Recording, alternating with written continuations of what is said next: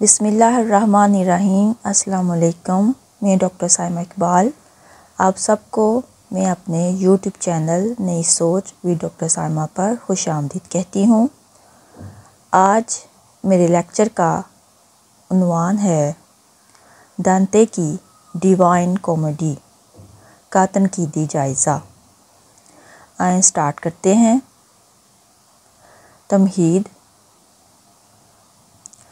یونانی نابینا شاعر ہومر کی اوڈیسی، عربی نابینا شاعر ابوالعلا مورا کا رسالہ الغفران اور دانتے کی ڈیوائن کامیڈی کا موضوع بھی یہی ہے۔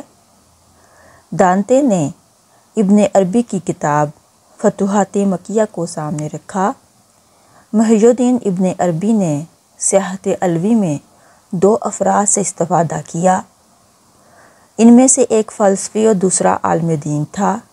اس نے ان کے ذریعے فکری مباحث و انکشافات اور الہامات کو بیان کیا۔ دانتے کا تعارف۔ دانتے، جس کا پورا نام ڈیورنٹے ایلیگاری تھا، مئی 1265 میں بامقام فلورنس پیدا ہوا۔ اس کا باپ الاگائرو ڈی بلینکیو الیگاری ایک غریب آدمی تھا، جس کے متعلق اس سے زیادہ کچھ نہیں معلوم کہ وہ ایک معمولی منشی تھا۔ ماں کا نام مونابیلا تھا، جو دانتے کی پیدائش کے بعد ہی فوت ہو گئی تھی۔ 1274 جبکہ دانتے 9 برس کا تھا، وہ واقعہ پیش آیا جس نے دانتے کی زندگی میں رنگا رنگ تاثرات پیدا کر دیے اور جسے اصل حقیقت میں دانتے کی عظمت و شہرت کا واحد راز سمجھنا چاہیے، یعنی یہ کہ اس کی بیٹرس سے پہلی ملاقات ہوئی۔ یہ دانتے کی محبوبہ تھی۔ ڈیوائن کامیڈی کا تعارف۔ میڈرڈ یونیورسٹی کے پروفیسر آسن نے اسلام اینڈ ڈیوائن کامیڈی کے موضوع پر ایک مرکات الاراء کتاب لکھی۔ اس کتاب میں وہ لکھتے ہیں کہ 8ویں صدی سے لے کر 13ویں صدی تک علماء، حکماء، فلاسفہ، محدثین، مفسرین اور شعراء نے ان تمام روایات کو ایک مذہبی تاریخی حقائق کا لباس پہنایا۔ جاوید نامہ میں مغربی ڈیوائن کامیڈی کی طرح شاعر مختلف سیاروں کی سیر کرتا ہے اور مختلف مشاہیر کی روحوں سے ملاقات کرتا ہے۔ جاوید نامہ میں اقبال کے مرشد رومی، جبکہ دانتے کی ڈیوائن کامیڈی میں ورجل اور بیٹرس کے علاوہ ایک حسینہ میٹیلیڈا اور برنارڈ نے یہ فریضہ بھی سر انجام دیا۔ اٹلی کے شاعر دانتے نے اپنی ڈیوائن کامیڈی 1307 میں لکھنا شروع کی اور 1321 میں مکمل کی۔ کامیڈی 2 الفاظ کا مرکب ہے، کومس بامعنی گاؤں اور اوڈا بامعنی گیت یعنی گاؤں کا گیت۔ ڈیوائن کے معنی خدائی کے ہیں، یعنی تربیہ خداوندی یا داستان سماوی۔ اس نظم میں کامیڈی بھی ہے اور ٹریجڈی بھی۔ ٹریجڈی بھی کامیڈی کی طرح 2 الفاظ کا مرکب ہے، ٹریکس بمعنی بکری اور اوڈا بمعنی گیت یعنی مصیبت اور غم و اندوہ کا گیت۔ یہاں پر جو بکری ہے وہ لفظ استعارہ ہے۔ ڈیوائن کامیڈی کا یہ نام خود دانتے کا دیا ہوا نہیں ہے، اس نے اس ڈرامے کا نام کامیڈیا تجویز کیا تھا، جبکہ موجودہ نام ڈیوائن کامیڈی اس کے مداحوں کا دیا ہوا ہے۔ کامیڈیا کا اس عنوان سے پہلا ایڈیشن 1555 میں شائع ہوا تھا۔ اب ہم دانتے کی اس مرکات الاراء تصنیف کا ذکر کریں گے، جسے دنیا بھر کے کلاسی لٹریچر میں نمایاں مرتبہ حاصل ہے۔ یہ کتاب ڈیوائن کامیڈی، داستان سماوی یا ویژن آف دانتے، دانتے کا خواب کے نام سے مشہور ہے، جو 3 طویل اور بسیط ابواب پر مشتمل ہے: جہنم، اعراف اور بہشت۔ اس نظم میں جہنم کا حصہ ٹریجڈی ہے۔ یہ طویل تمثیلی نظم 3 حصوں پر مشتمل ہے۔ پہلا حصہ 33 قطعات پر مشتمل ہے، جس کا عنوان جہنم ہے۔ یہ حصہ 20 اپریل 1314 کو مکمل ہوا۔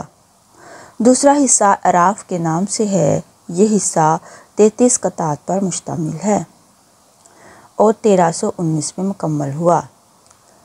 تیسرا حصہ جنت ہے، یہ حصہ بھی 33 قطعات پر مشتمل ہے اور 1321 میں مکمل ہوا۔ دانتے نے یہ نظم فلورنس سے جلاوطنی کے دور میں لکھی تھی۔ اس نے 21 سال جلاوطنی میں کاٹے۔ اس میں بھی 33 کی یہ جو تکرار دراصل دانتے کی حضرت عیسیٰ سے تعلق اور محبت کو ظاہر کرتی ہے، کیونکہ حضرت عیسیٰ کی عمر بھی 33 سال تھی۔ اس کا اظہار نظم کے آخری حصے میں ہوتا ہے، جب دانتے برنارڈ سے یہ مطالبہ کرتا ہے کہ وہاں ان کی ملاقات حضرت مریم سے کرا دیں، کیونکہ برنارڈ نے حضرت مریم کو دیکھا ہوا تھا۔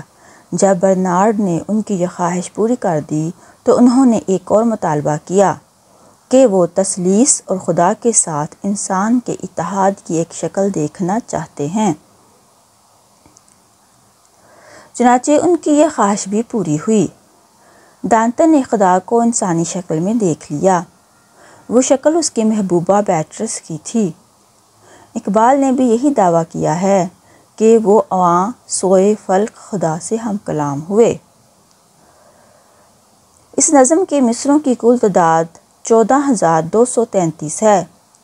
ڈیوائن کامیڈی 3 مصروں کی بحر میں لکھی گئی۔ ڈیوائن کامیڈی میں دانتے نے مذہبی فلسفے کو اس طرح نظم کیا ہے کہ وہ شاعری بن گیا۔ دانتے نے حصہ جنت میں روحانی مسرت اور وجدان کی وہ کیفیات بیان کی ہیں جو اعلیٰ ترین شاعری کا سرمایہ ہیں۔ اس کے برعکس جہنم میں انسانی زندگی کی سیاہ ترین بدکاریوں کا عکس پیش کیا گیا ہے۔ اعراف کا تصور البتہ عیسائیت کے لیے نیا تھا۔ یہ تصور دانتے کی تحریر کے قریباً 100 سال بعد سرکاری طور پر کیتھولک عیسائیت نے قبول کیا۔ اس نظم کا خاص نقطہ یہ ہے کہ جنت اور جہنم مقامات ہی نہیں بلکہ انسانی حالتیں بھی ہیں۔ ڈیوائن کامیڈی لکھنے کا محرک و موجب۔ وائٹا نووا، یہ جو ہے دانتے کی کتاب ہے۔ وائٹا نووا حیات نو کے آخر میں دانتے کہتا ہے کہ میں نے ایک عجیب و غریب خواب دیکھا اور اب عہد کر لیا ہے کہ حورِ شمائل بیٹرس کے متعلق فی الواقعہ اس وقت تک کچھ بھی زبان سے نہ نکالوں گا جب تک اس کے شایان شان ہو۔ اس مقصد کو حاصل کرنے کے لیے وہ ایک اور مقام پر کہتا ہے کہ میں تحصیل علم میں اپنی بساط بھر کوشاں ہوں، اور اگر خالق اکبر نے مجھے چند دن اور زندہ رکھا تو بیٹرس کا ذکر ایسی شان اور دبدبہ سے کروں گا کہ جو دنیا کی کسی عورت کو میسر نہ آئی ہو۔ میں اس کے متعلق وہ کچھ کہوں گا جو آج تک کسی عورت کے متعلق نہیں کہا گیا۔ یہی جذبہ کامیڈی کے عالم وجود میں آنے کا محرک و موجب ہے۔ علائق دونوی تحصیل علم سیاست میں نمایاں شرکت اور جلاوطنی کی مصیبتوں نے دانتے کو فراغت و مہلت نہ بخشی، اور اس طرح وہ اس نیک کام کی طرف تادیر متوجہ نہ ہو سکا۔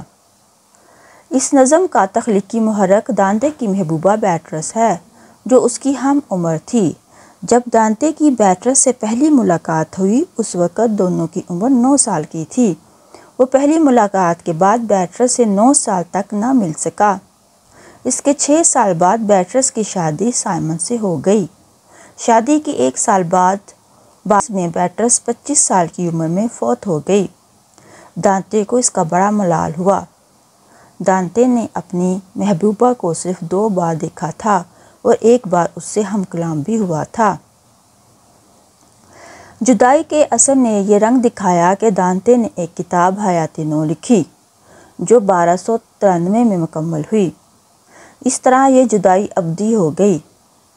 بیٹرس کی محبت دانتے کی حیات تخلیقی کا سرچشمہ ہے۔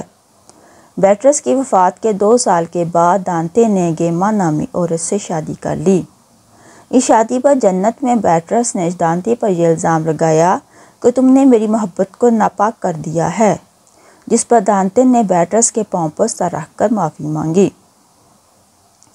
دانتے نے اپنی تمثیل میں رومانوی پہلو کو اجاگر کرنے کے لیے ایک اور کردار میٹالیڈا کو پیش کیا ہے، جو ایک حسینہ ہے اور جنت میں گلچھی میں مصروف ہے۔ اس حسینہ نے دانتے کو پاک کرنے کے لیے ایک نہر میں غسل کرنے کا مشورہ دیا۔ اس طرح دانتے نے پاک ہو کر تجسیم کا راز پایا۔ عیسائیت میں اس کا مطلب یہ ہے کہ خدا کا انسانی شکل میں آ جانا، اور خدا بیٹرس کے کالبد خاکی میں جلوہ گر ہوا۔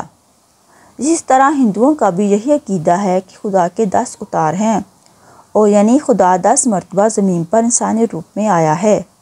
ان 10 روپ کے نام یہ ہیں: وشنو، رام، کرشن، پرشورام، نرسنگھ، مچ، وامن، کلکی، شیواجی شنکر اور متسیہ۔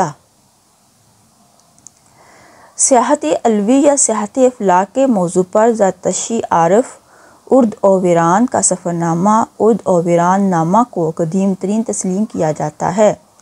عربی میں ابن الشہید اندلسی اور ابو العلا المعری کی کتاب رسالہ التواب الروائع اور رسالۃ الغفران اسی موضوع پر ہیں۔ فارسی میں حکیم صنائی کی مثنوی سیر العباد الی المعاد کا موضوع بھی یہی ہے۔ ڈیوائن کامیڈی کے ماخذ: دوسری دنیا کے حالات بیان کرنا ازمنہ وسطیٰ کے لٹریچر میں کوئی نئی بات نہیں ہے۔ دانتے سے پہلے ٹنڈل، البریخت اور منک آف این شام وغیرہ جہنم، اعراف و بہشت کے فرضی اور خیالی سیر کے حالات لکھ چکے ہیں۔ بعض علماء کا خیال ہے کہ دانتے کی کامیڈی طبع ذات نہیں، بلکہ اس نے البریخت کے خواب سے استفادہ کیا۔ البریخت نے خواب میں دیکھا کہ سینٹ پیٹر نے اسے جہنم اور اعراف کی سیر کرائی۔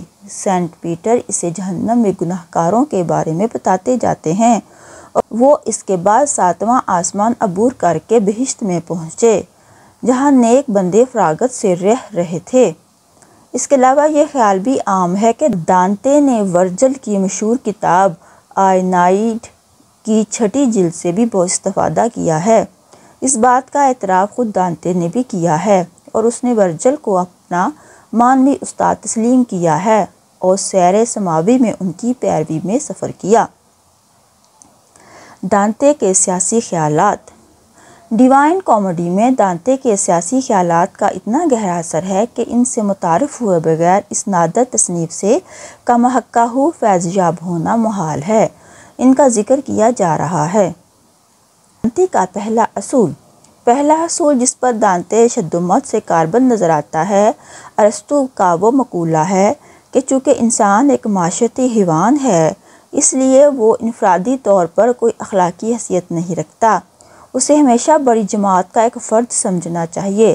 دانتے کہتا ہے کہ کوئی انسان از خود خوشی یا آسائش حاصل نہیں کر سکتا، اس وجہ سے اس کی ضروریات اتنی مختلف النوع ہوتی ہیں کہ کوئی ایک انسان انہیں فراہم نہیں کر سکتا۔ بس فرد کی آسائش و بہبود اسی وقت ممکن ہے جب پوری جماعت کو آسائش و بہبود حاصل ہو۔ بس یہی دانتے کا بنیادی اصول ہے۔ تمدن، تہذیب، حکومت وغیرہ سب بیکار ہیں جب تک کہ دنیا میں پورا امن و امان نہ ہو، اور عالمگیر امن حاصل کرنے کے لیے یہ قطعی ضروری ہے کہ کوئی ایک شہنشاہ ساری دنیا کا حاکم ہو۔ دانتے کا شہنشاہیت یا استعمار کی موافقت کرنا یہ معنی نہیں رکھتا کہ کوئی ایک فرد یا کوئی ایک قوم ساری دنیا پر حکمران ہو، بلکہ اس کا مقصد صرف یہ ہے کہ کوئی ایسا عالمگیر قانون ہو جو ساری دنیا کو ایک ہی رشتے میں منسلک کر دے، اور جس کے احکامات پر اقوام عالم سر اطاعت جھکا دیں۔ ہے مختصر سا خلاصہ دانتے کے سیاسی عقائد کا، جن کا ذکر اس لیے لازم تھا کہ یہی عقائد اس کی تمام تصانیف اور بالخصوص کامیڈی میں رچے ہوئے ہیں۔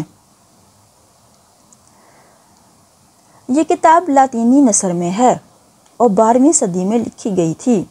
بعض نکات چند اور قدیم نظموں میں سے دانتے کا مدد لینا ثابت کرتے ہیں، اور ان متنازعہ مباحث سے قطع نظر یہ امر تو پایا ثبوت کو پہنچ چکا ہے کہ دانتے نے ورجل کی مشہور تصنیف آئینائیڈ کی 6 کتاب سے بہت کچھ مواد اخذ کیا، اس کا وہ خود بھی کئی مقامات پر اعتراف کرتا ہے، بلکہ ورجل کو اپنا معنوی استاد اور مرشد تسلیم کرتا ہے۔ ڈیوائن کامیڈی کی صنف کا تعین۔ تنقیدات کے مسلم اصولوں کے اعتبار سے یہ بھی طے نہیں پایا کہ کامیڈی کو کس صنف سے متعلق کہا جائے۔ بعض اسے رزمیہ کہتے ہیں، بعض حجو و طنز، مگر اس کا نام کچھ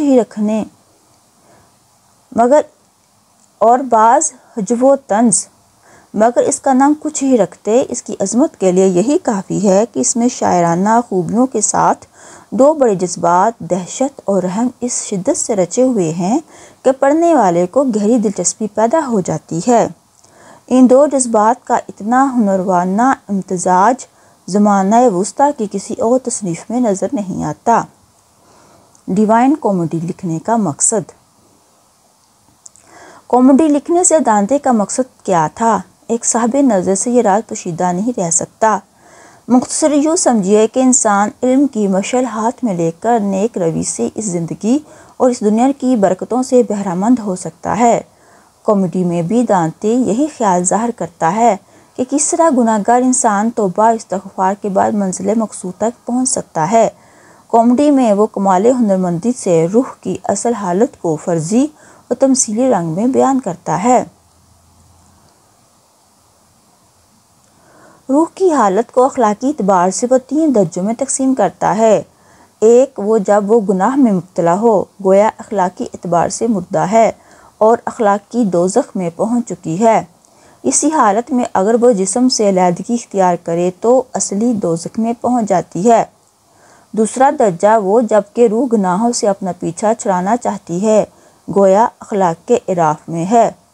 اس توبہ استغفار کے علم میں اگر وہ جسم سے راہی حاصل کر لے تو اصلی اعراف میں پہنچ جاتی ہے۔ اس طرح تیسرا درجہ، وہ جب کہ روح نیکیوں میں مشغول ہے تو گویا اخلاقی بہشت میں ہے اور بعد ازاں اصلی بہشت میں پہنچ جاتی ہے۔ کامیڈی سے اچھی طرح لطف اندوز ہونے کے لیے یہ قطعی ضروری ہے دانتے کی تمثیل اور استعارے کو بخوبی ذہن نشین کر لیا جائے۔ کامیڈی میں سوائے اس کے کچھ نہیں کہ روح کی اصل حالت کو تمثیلی رنگ میں بیان کیا گیا ہے۔ جس جہنم، عراف اور بہشت کا ذکر ہے وہ سوائے روح کی اخلاقی پستی اور بلندی کے اور کچھ نہیں ہے۔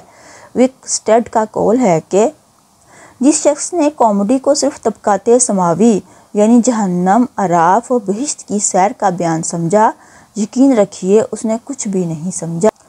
ڈیوائن کامیڈی ایک تمثیلی نظم۔ مثال کے طور پر ہم جہنم کے پہلے بند کا ذکر کرتے ہیں۔ غور کرنے پر معلوم ہوگا کہ یہ بند گویا پوری کتاب کا دیباچہ ہونے کی حیثیت رکھتا ہے۔ خیر دانتے اپنے آپ کو ایک بھیانک، خاردار، دشوارگزار جنگل میں پاتا ہے۔ جنگل کون سا ہے؟ مراد اس دنیا سے ہے۔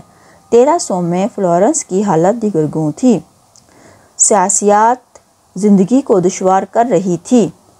حرص و آز، خود غرضی اور لالچ کا بازار گرم تھا۔ یہ سب کچھ کیوں تھا؟ اس لیے کہ رہنما اور رہبر مراد بادشاہ اور پوپ دونوں کے دونوں اپنے فرائض کو نہیں پہچانتے تھے اور ان کو پورا کرنے میں کوتاہی کرتے تھے۔ پریشان ہو کر دانتے اوپر کو نظر اٹھاتا ہے تو ایک پہاڑ دکھائی دیتا ہے جو سورج کی روشنی میں جگمگا رہا ہے۔ پہاڑ سے مراد نیکی کی زندگی اور روشنی جو اسے منور کر رہی تھی، سچ کی روشنی تھی۔ پہاڑ یعنی نیکی کی زندگی کی طرف وہ بڑھنا چاہتا ہے کہ 3 دہشتناک درندے منہ پھاڑے ڈکارتے اس کی طرف دوڑتے ہیں۔ ان میں سے ایک شیر ہے، دوسرا چیتا ہے اور تیسرا بھیڑیا۔ یہ تینوں درندے بھی تمثیلی حیثیت رکھتے ہیں۔ چیتے سے مراد شہوانی جذبات، شیر سے مراد غرور اور بھیڑیے سے مراد حرص و لالچ۔ گویا نیکی کی زندگی حاصل کرنے میں شہوانی جذبات، غرور اور حرص رکاوٹ ثابت ہوتی ہیں۔ بھیڑیا اس پر لپکتا ہے اور وہ پریشان ہو کر بھاگنا چاہتا ہے کہ ورجل نمودار ہوتا ہے۔ دانتے اپنے استاد کی مدد چاہتا ہے۔ ورجل کہتا ہے کہ پہاڑ پر نہیں پہنچ سکتے اس لیے کہ یہ بھیڑیا راستہ روکے ہوئے ہے۔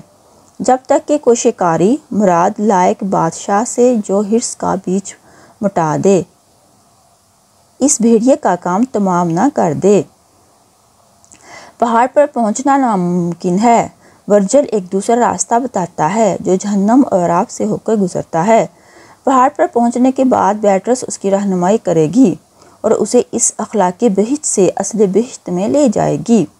ورجل اور بیاٹرس بھی یہاں استعاری حیثیتیں ہیں۔ ورجل سے مراد علم جو انسان کا سچا رہنما اور رہبر ہے، اور بیاٹرس سے مراد ہے ایمان اور پاک بازی۔ بیاٹرس کو ایمان اور پاک بازی کی دیوی بنانے سے دانتے اپنے اس وعدے کو پورا کرتا ہے جو اس نے حیات نو میں کیا تھا کہ میں اس کے متعلق وہ کچھ کہوں گا جو آج تک کسی عورت کے متعلق نہیں کہا گیا۔ لیکن ورجل کو اس نے معلم کیوں بنایا؟ اگر ایسا ہی تھا تو ارسطو کو بنایا جاتا جو دنیا کا معلم اول ہے، مگر یہ یاد رہے کہ چونکہ ورجل روما کی حکومت سے تعلق رکھتا تھا اور دانتے روما کی حکومت کو دنیا کی بہترین حکومت سمجھتا تھا۔ دوسرا یہ کہ ورجل ایسا شاعر تھا جس کی عظمت زمانہ وسطیٰ کے تمام شعراء تسلیم کرتے ہیں، بالخصوص دانتے کہ وہ تو اسے اپنا مرشد ہی کہتا ہے۔ علاوہ ازیں دانتے نے کامیڈی لکھنے کا خیال ہی ورجل کی تصانیف سے لیا۔ پروفیسر فیرز ہاول کامیڈی کے متعلق کہتے ہیں کہ ڈیوائن کامیڈی محض دوسری دنیا کی خیالی داستان نہیں ہے، بلکہ اس میں دانتے نے بڑی کاوش سے اپنے زمانے اور اس سے قبل کے زمانے کے علوم و فنون، تاریخی روایات، معتقدات و توہمات کا گراں بہا ذخیرہ فراہم کیا ہے اور زمانہ وسطیٰ کے مسیحی اعتقادات کی روشنی میں مادی دنیا کا نقشہ سماوی تمثیل کے رنگ میں پیش کیا ہے۔ جہنم، عذاب وغیرہ یہ سب استعارے ہیں جن کا اصل مفہوم دنیوی علائق، گناہ اور ترغیبات گناہ سے ہے۔ پوری کامیڈی میں سب سے زیادہ دہشتناک حصہ جہنم ہی ہے۔ اس میں شبہ کی گنجائش نہیں کہ دانتے مذہبی نقطہ نظر سے دوزخ اور سب اس کے مختلف النوع عذابوں کا قائل تھا، اور جو بہت ممکن ہے اس کے ان فرضی اور تخیلی عذابوں سے ملتے جلتے ہوں۔ یہ جہنم اور یہاں کے عذابات محض تمثیلی اور استعاری ہیں۔ جہنم اس دنیا اور یہاں کی گناہ آلود زندگی کے علاوہ دوسری چیزوں کا نام نہیں۔ پروفیسر وٹے کہتے ہیں دانتے کا جہنم ہماری گناہوں سے بڑھی ہوئی زندگی کی تصویر ہے جو تمثیلی رنگوں سے رنگی ہوئی ہے۔ جہنم کے عذاب دنیوی گناہ ہیں جن میں ہم مبتلا نظر آتے ہیں۔ دانتے کا جہنم اس اٹل مقولہ کی صادق مکمل ترین تفسیر ہے کہ گناہ کرنا ہی گناہ کی سزا ہے۔ ڈیوائن کامیڈی کی شہرت۔ دنیا کی کسی تصنیف کو اتنی جلدی مقبولیت عام اور شہرت دوام نصیب نہیں ہوئی جتنی کہ دانتے کی کامیڈی کو۔ دانتے کے انتقال کے بعد 50 برس کے اندر ہی اندر 20 شہریں نمودار ہو گئیں۔ دوسری صدی میں طباعت کا فن ایجاد ہونے پر دانتے ہی وہ خوش نصیب مصنف تھا جس کی تصانیف کے کئی ایڈیشن چھپنے شروع ہوئے، جن کی تعداد آج ہزاروں تک پہنچ چکی ہے، اور کم و بیش اتنی ہی شرحیں ظہور میں آئیں جن میں روز بروز اضافہ ہی ہوتا رہتا ہے۔ غیر زبانوں میں جو تراجم شائع ہوئے وہ الگ رہے، کیونکہ دنیا کی کوئی بڑی زبان ایسی نہیں ہے جس میں اس کا ترجمہ نہ شائع ہو چکا ہو۔ اچھا، یہاں پر میرے لیکچر کا اختتام ہوتا ہے۔ مجھے امید ہے کہ آپ کو دانتے کی ڈیوائن کامیڈی اور اس کے موضوع کے بارے میں مکمل معلومات مل چکی ہوگی۔ مجھے امید ہے کہ آپ کو میرا یہ لیکچر پسند آئے گا۔ مجھے اجازت دیں۔ اللہ حافظ۔